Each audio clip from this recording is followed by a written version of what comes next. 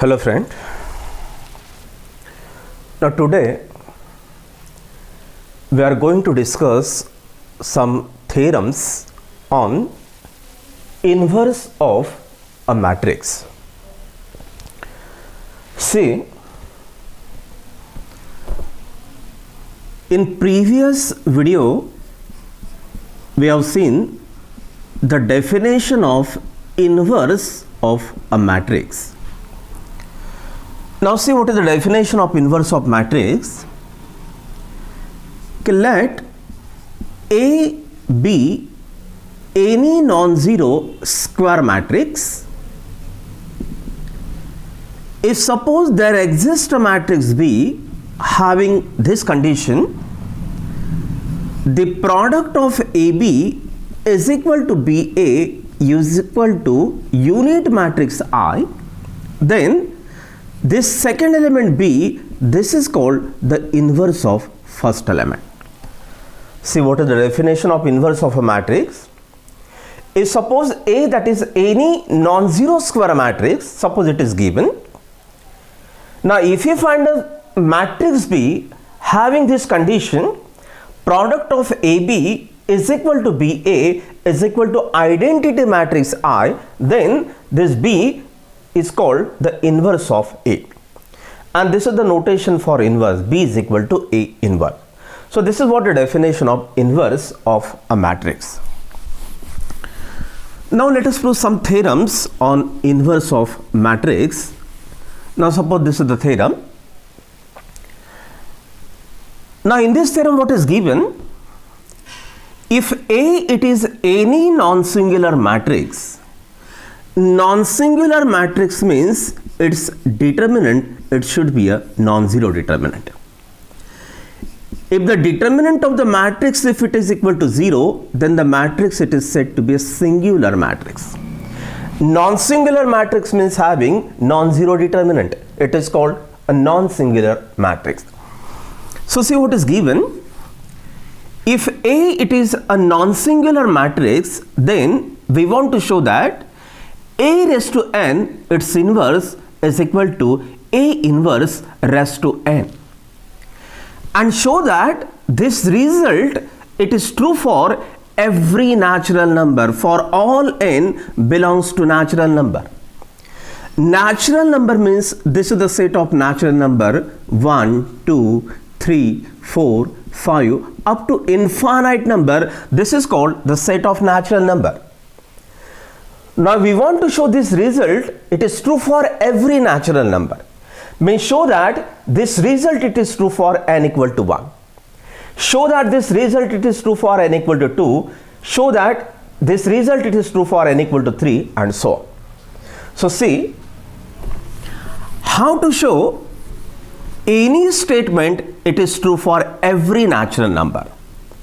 So there is some method to prove the result it is true for the natural number. So what is that method? It is called the principle of mathematical induction. Now see what is the statement of principle of mathematical induction. This is a statement. Okay, let Pn denote the given statement. Suppose now this is our given statement. We denote this statement suppose by Pn. Pn means that is our given statement. Now if Pn, if that is the given statement, such that there are two conditions. P1 is true, this is the first step. What is second statement? Pm is true implies that Pm plus 1 is true. If you prove these two steps, then according to principle of mathematical induction, we can say that the statement it is true for every natural number.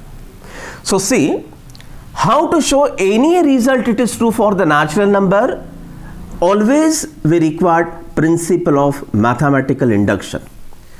Principle of mathematical induction it is required for all the natural number. If you want to show this result or any result it is true for the natural number, so always we require this induction assumption. So see what is the induction assumption. If suppose Pn denote the given statement such that there are two steps. What is the first step? show that this result it is true for n equal to 1. P1 it is true. P1 it is true means show that this result it is true for n equal to 1. What is second step? Assume that this statement is true for n equal to m. So this is our assumption, and by using this equation show that the same result it is true for n equal to m plus 1. We want to show this result for n equal to m plus 1. So see, this induction assumption contains just two steps. What is step number 1? Show that this result it is true for n equal to 1. For n equal to 1 we want to show this result. So this we want to show for n equal to 1. What is step number 2? Assume for n equal to m. So this is our assumption. So anyhow use this equation and prove for n equal to m plus 1. If you prove these two steps, then according to induction assumption we can say that this total statement it is automatically true for every natural number 1, 2, 3, 4 up to infinite number. So first of all note this, okay, if you want to show any result for the natural number, so what is the technique for showing for the natural number? Just use the principle of mathematical induction. This principle of mathematical induction it just contains two steps. Show that the result it is true for n equal to m. 1. What is step number 2? Assume for n equal to m and prove for n equal to m plus 1. So let us prove this statement. So write down the proof. So this is the proof of this theorem. Now for this statement we use the principle of mathematical induction. Because we want to show this result for every natural number, so we use the principle of mathematical induction. So right here we prove this result by principle of mathematical induction. PMI means it is the short form, it is the principle of mathematical induction. So this principle of mathematical induction contains two steps. So write down step number 1. So what is step number 1? Show that this result it is true for n equal to 1. So let us take n equal to 1. Now how to show this result it is true for n equal to 1? Just put n equal to 1 in left hand side and find out this LHS. Put n equal to 1 in right hand side and find out this RHS and show that they are equal. If LHS equal to RHS, then we can say that this statement it is true for n equal to 1. So find out this LHS. So this is equal to, so what is LHS? This is a raised to n its inverse. Put n equal to 1, so this is a raised to 1 its inverse. So a raised to 1 means it is a, so this is a inverse. Now let us put n equal to 1 in RHS. So what is our RHS? This is the right hand side equal to, what is our RHS? This is a inverse bracket raised to n. Put n is equal to 1, so this is a inverse raised to 1. So this is again same, which is a inverse. So we have shown that for n equal to 1, the value of LHS and the value of RHS they are same. So we can say that this statement it is true for n equal to 1. So right here, therefore LHS is equal to RHS, and therefore the given statement is true. The given statement is true for n is equal to 1. So see, this principle of mathematical induction contains two steps. What is step number 1? Show that this result it is true for n equal to 1. That means for n equal to 1 find out left hand side, for n equal to 1 find out right hand side and show that they are equal. So we can say that this statement it is true for n equal to 1. Now say what is step number 2? Assume that this given statement it is true for n equal to m. This is our assumption. So anyhow use this equation and show for n equal to m plus 1. This is our step number 2. So write down step number 2. Step 2. Assume that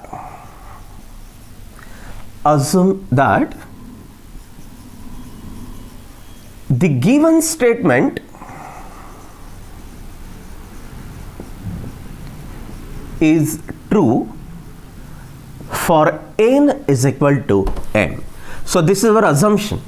Okay, suppose that this result it is true for n equal to m. The given statement it is true for n equal to m means we can put n equal to m. So what we get here is that, so write down we get, so let us put n equal to m in the given statement. So we get a raised to m its inverse is equal to a inverse. Just put n is equal to m. So this is our known equation, that is equation number 1. So see what is step number 2.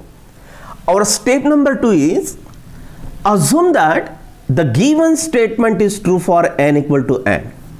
Means just instead of n put n equal to m and use this equation and show for n equal to m plus 1. So right here now we show for n equal to m plus 1. So how to show this result it is true for n equal to m plus 1? Just put n equal to m plus 1 in left hand side, put n equal to m plus 1 in right hand side and show that they are equal. So let us put n equal to m plus 1 in left hand side. So this is our LHS, a raised to m plus 1, or right here a raised to n, its inverse equal to a raised to, now let us put n is equal to m plus 1 its inverse. So this is equal to, now use laws of indices, this is a raised to m into a, m plus 1, just split this m plus 1 into a raised to m into a, its inverse, and now use the reversal law for inverse. This is the result.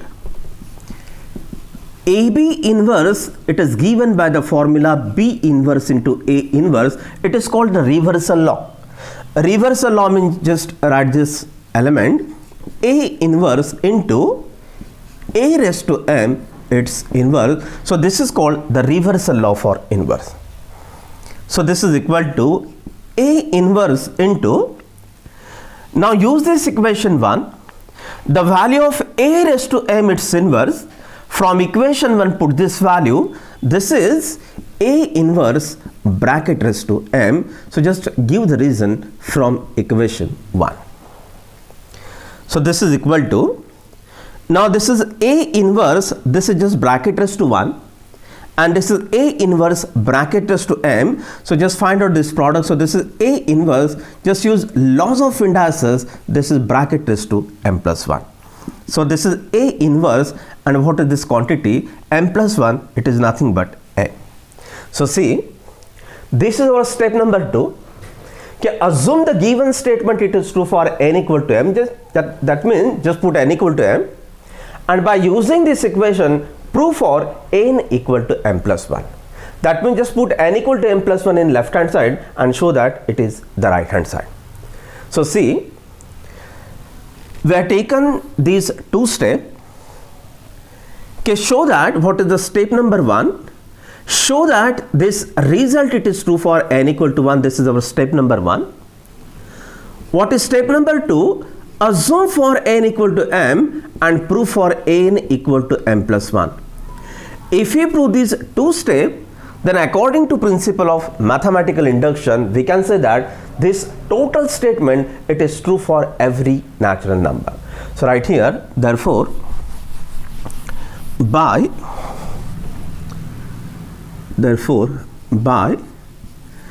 principle of mathematical induction, the given statement is true for all natural number. So that's what we want to show. Okay, show that this result it is true for every natural number. So first of all, remember this concept. Okay, how to show any result for natural number? Always we use the principle of mathematical induction. Now let us take second theorem. Okay, inverse of matrix, if it exists, show that it is the unique. Now see how to show that the uniqueness. We want to show that if suppose the given matrix, if it is suppose the given matrix, suppose it is A, and if suppose the inverse of this matrix, if it exists, then show that the inverse it is always the unique inverse. Now see how to show that the uniqueness. Okay, suppose that this matrix A has two inverses B and C. Use the definition of inverses and finally prove that they are the equal matrix. See how to show that the uniqueness. Okay, suppose that the matrix A has two inverses B and C. Just simplify this equation and finally prove that they are the same matrix B equal to C. That means we can say that this matrix A has unique inverse. Either we can read this B or we can read as a C. So write down the proof.